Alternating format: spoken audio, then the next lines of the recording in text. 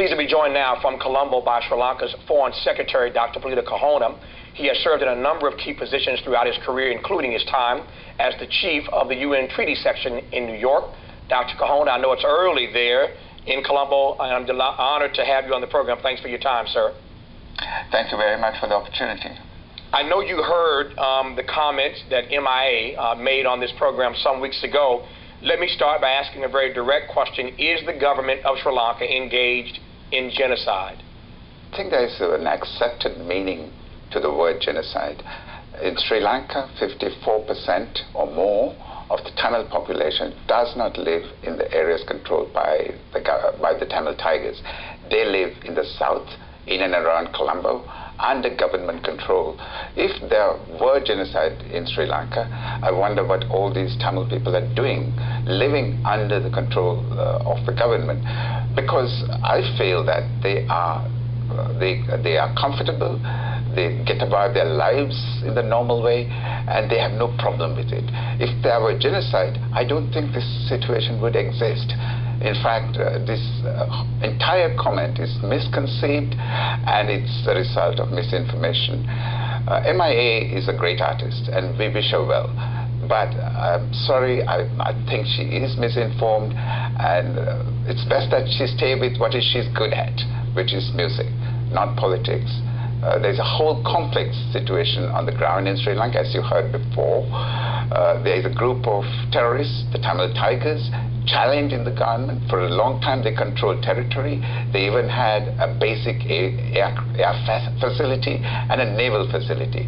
Now, over the last 2 years, the government has rolled them back.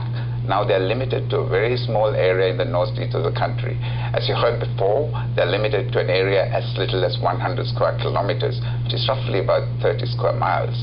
And it's a matter of time before that's the Tamil Tigers, are overrun and the entire country restored to normalcy. The Tamil people of this country are our people. They are our brothers. They are our sisters. They live amongst us. And I don't think there is a problem that the Sinhalese have with the Tamils. They do have a problem with the Tamil Tigers, the terrorists, who are, you have to remember, proscribed in most of the democracies of the world as a terrorist organization.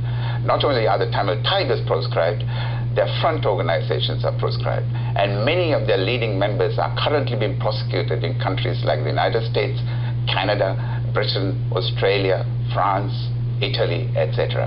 So we have to remember, this is not a simple case where somebody could come up on the screen and pass judgment on. It's a very complex case.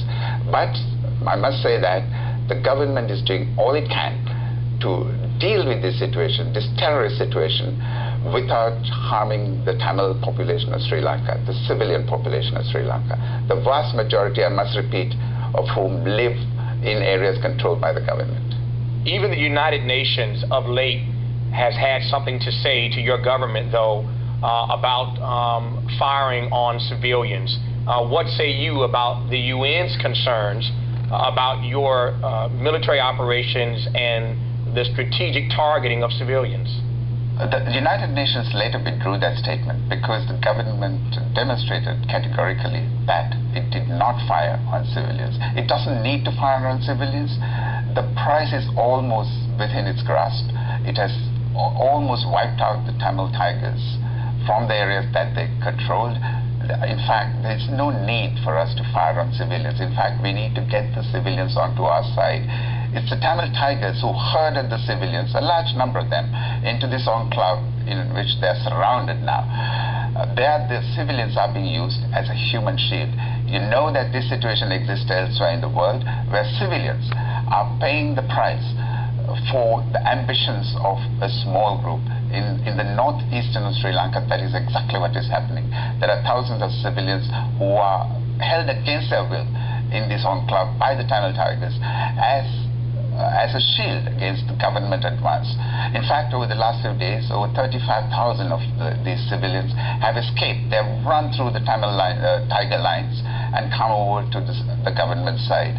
In fact, in the process, many of them have been shot at by the Tamil Tigers. I think it's very important to remember that today the government is embarked on a process of reconciliation. It is not by scratching the old scab or regurgitating the old pain, that we can heal our wounds. We have to heal our wounds. As a people, we have to get back together. And the government is determined to follow a policy of reconciliation and rehabilitation. How can you argue, though, Mr. Secretary, that the government is concerned about, is interested in, and is engaging a process of reconciliation when the Civil War is still ongoing as we speak, 25 years later? War, as I must remind you, is against the Tamil Tigers, a terrorist group, and they have been asked repeatedly, not only by the government of Sri Lanka, but by the United States, by the European Union, Japan and Norway, India, and many other countries, Australia, to lay down their weapons and rejoin the democratic mainstream. Sri Lanka is a democratic country. We have regular elections. We elect governments and throw them out on a regular basis. The Tamil Tigers have held sway over that small area for the last 25 years with no change. They have recruited children by the thousands. There are thousands of young children, as young as 14, carrying weapons in that area, forced to carry weapons. They pioneered the suicide bombers.